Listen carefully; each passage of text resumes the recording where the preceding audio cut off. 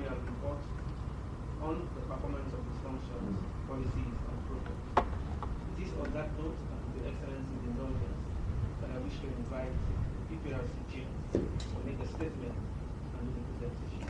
Thank you, Your Excellency. Your Excellency, sir, my elder brother,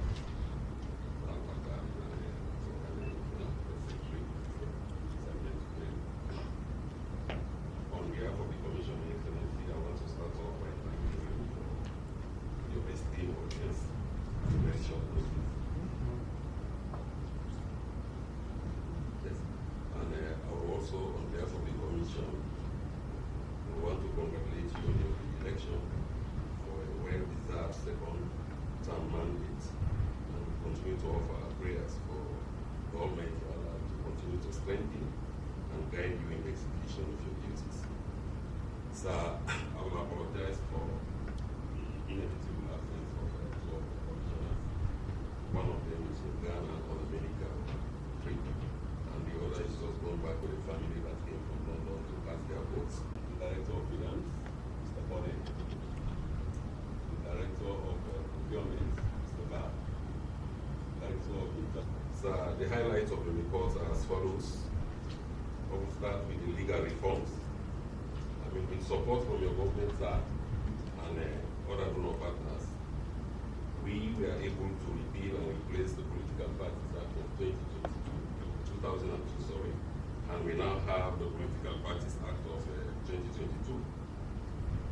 In pursuance of the recommendations that were proffered by the election observer missions that came in 2018, and key amongst the amendments in the new act are the name change of the commission.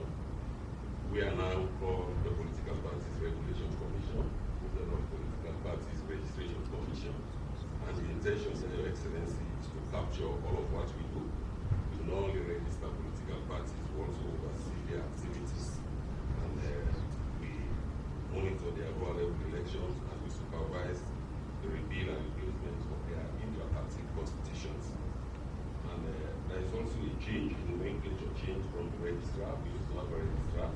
Now the registrar is known as the executive secretary, also to capture his functions because it does not only register political parties. He is also the vote controller of the commission, and he is the head of administration. So we decided that he be known as the executive secretary instead of registrar.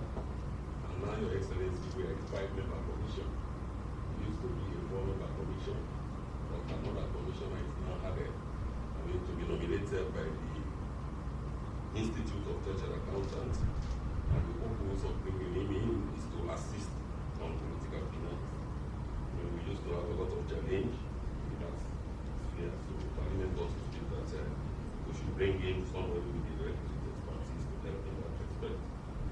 And we are now close with enough enforcement powers, Your Excellency. I mean, we used to be a toothless bulldog, and our constituents, the political parties, they used to misconduct themselves in a number of ways. We cannot form it to regulate them effectively. So the new act is now confers a lot of regulatory powers on the commission. And among those powers now is that now we can register a political party to misconduct as of right without having to go to the school government to happen.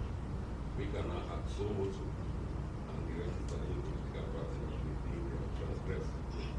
And now the codes of conduct that used to be a gentlemanly agreement between us and political parties are now part of law. We are now at the second schedule in the Political Parties Act number 25 of 2022. Your Excellency, your government also has done a lot in terms of strengthening and enhancing the capacity of the Commission. We start by the staff capacity. I took up office with the 31 staff of the Commission, with an acting registrar and 2 managerial acting positions. But with support from the government, we've been able to strengthen the staff capacity of the Commission. We now have a 76-member Commission, and we have 6 directors and executive secretary, 5 deputy directors for the region, and a couple of managers. And all of this could not have happened without the support given to the Commission, because we could not have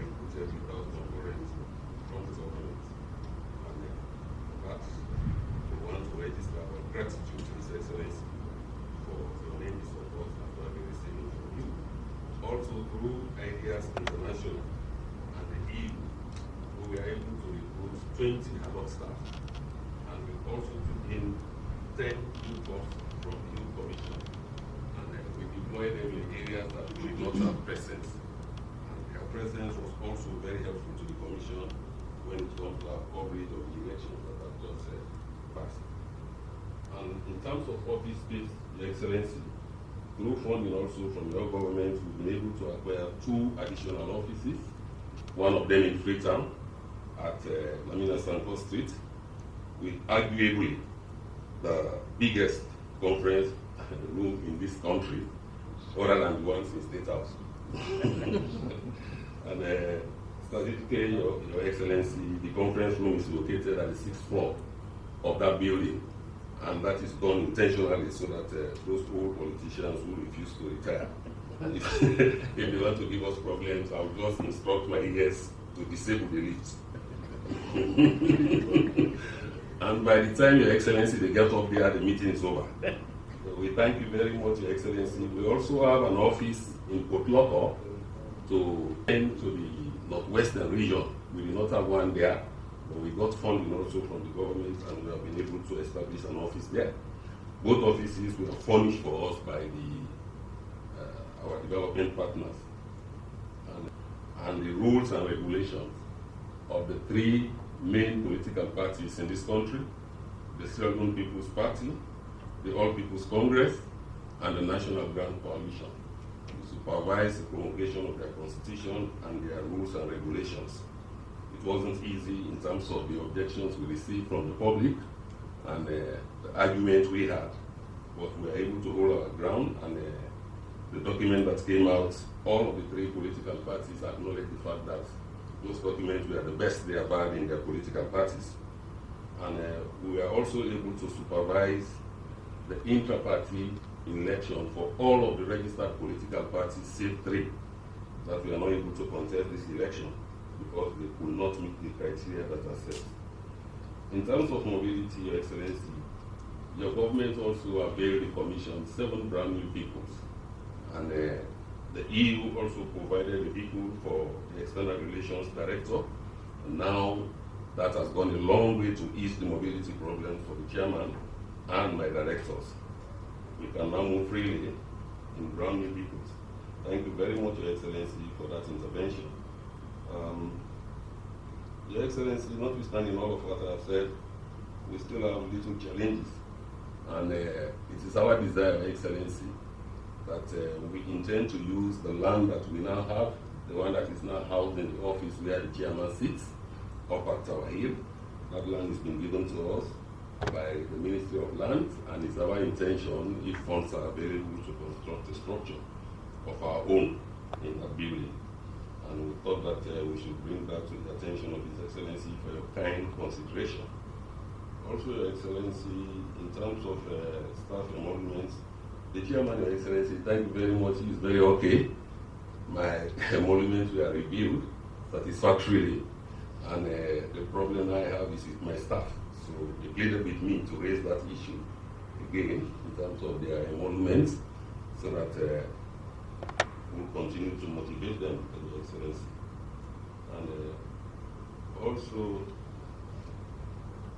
that will be captured in our next report, Your Excellency. But suffice it to say, sir, that with the new act that we now have, we are able to regulate the political parties, and I think we can say that we had the most peaceful election in this country. I mean, this 2023. I mean, it wasn't easy for us when we decided to ban the rallies on the street. We had challenges from the political parties, some human rights activists who threatened to take us to court, and we were actually waiting to meet them in court, but none of them did. So at the end of the day, we were able to get what we want, and the political parties were very comforting, Your Excellency, sir. And as a leader of your own political party, I would want to use the opportunity also to congratulate you and your party for the comportment during the campaign activities, and to extend that congratulation also to my elder brother, Dr. Yonkela, whose party was also very comporting. By and large, all of them were, and we were able to manage the campaign period. We followed the campaign trail throughout the country, And we were able to ensure that the political parties, they keep to the campaign calendar that was issued by the ECSL. And it was quiet, particularly in Freetown, because our concern, Your Excellency, was mainly in Freetown because of some of the messages that were being peddled by some bad politicians and their surrogates on social media, and that rendered the political terrain a bit toxic for us. So we are very much apprehensive that Freetown was going to be a little bit difficult for us. But strangely, Your Excellency, Freetown proved to be the quietest of all of the areas that we monitor the campaigns. And therefore, we want to commend all the political parties that participated, Your Excellency, in this election for those peaceful campaigns that they conducted. So after the elections, we have already embarked on post-election hearings. We started in Kenema, where we had meetings with the two main political parties. There were issues between their supporters. We were able to address those. And those people who left their villages for fear of intimidation, we were able to get the ONS to take them back in the coming of both political parties and the Pprc to ensure that they were reintegrated again peacefully in their areas. So, Excellency, on behalf of the Commission, we have not done that. So with that free hand, we are also prepared and willing to ensure that we work towards proving the confidence that was reposed in us. And we are here today to submit this report. And thank you, sir. And with your permission, sir, I want to present the report to you, sir.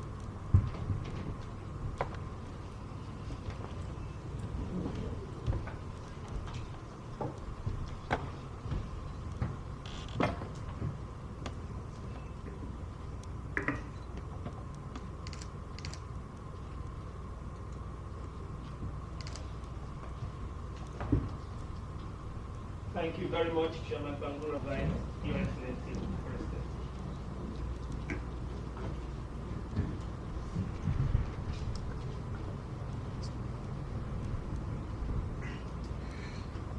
Thank you very much. Distinguished ladies and gentlemen, Mr. Chair, Commissioners, and staff of Pprc, it's a pleasure to have you here this afternoon, as always. And I want to start by congratulating you for a job well done. Your job is not a simple one. Like ECSR, you're always caught in crossfire. But I think, although you've not reported on this circle, you did a great job to the point that you were able to be an arbiter for the most part, and you did so very well. I want to say thank you, Mr. Chair, and commissioners and staff for the act itself, which you reviewed, and now you have a new act, and that has given you more powers. And so you've been able to intervene in the palavers that we've had among our parties. You've been able to settle a lot of them. Not only that, but you've also earned the confidence and the quality of our country. And it has a lot of bearing on peace. It consolidates our democratic gains and also helps us to even go further and deepen the culture of democracy that we are trying to inculcate. Therefore, that is why I started by saying that the task that you have is a huge one and quite difficult, taking into consideration how toxic it can get around general elections, as we have just gone through. But I think for this time around, you've been able to do so very well. Of course, you've talked about the support. We know that you do you have an important role, and therefore, even with financial difficulties, we have deemed it fit to provide you with some of what you need we know we've not been able to provide all. I'm happy for the first time I see somebody in the public saying that he's fine with his salary. This is the first time I've heard about that. I hope the staff will be fine with their salary very soon. We'll take that up. We are going through a difficult patch, I must confess, and therefore we are very circumspect when it comes to the payroll issues. That is the only thing holding us back. But we all, acknowledge the fact that we are going through very difficult times. So I think to a very large extent, from what I know, the Pprc of the past and the Pprc of today, you're a happy lot. And you've also improved on your performance, which is very good. You're matching what we are giving, the responsibility, the review. There's another word, impartial, way of dealing with these issues is very, very important. We all belong to parties, make no mistake, either overtly or internally. When you vote for a party.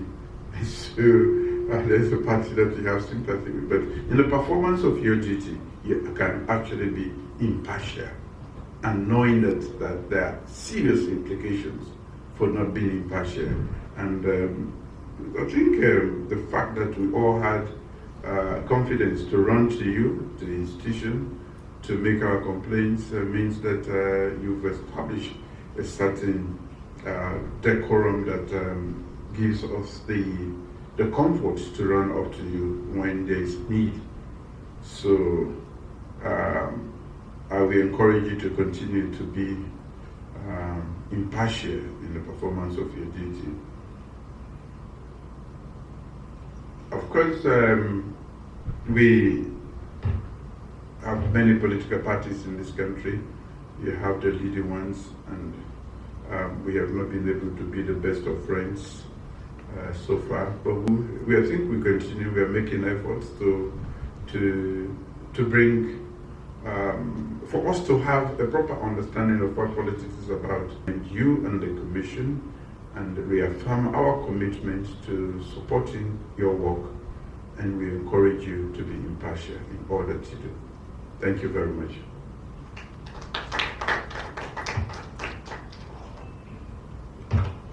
Your Excellency, sincere gratitude to you for your statement. And ladies and gentlemen, this brings us to the end of this presentation. And with His Excellency's indulgence,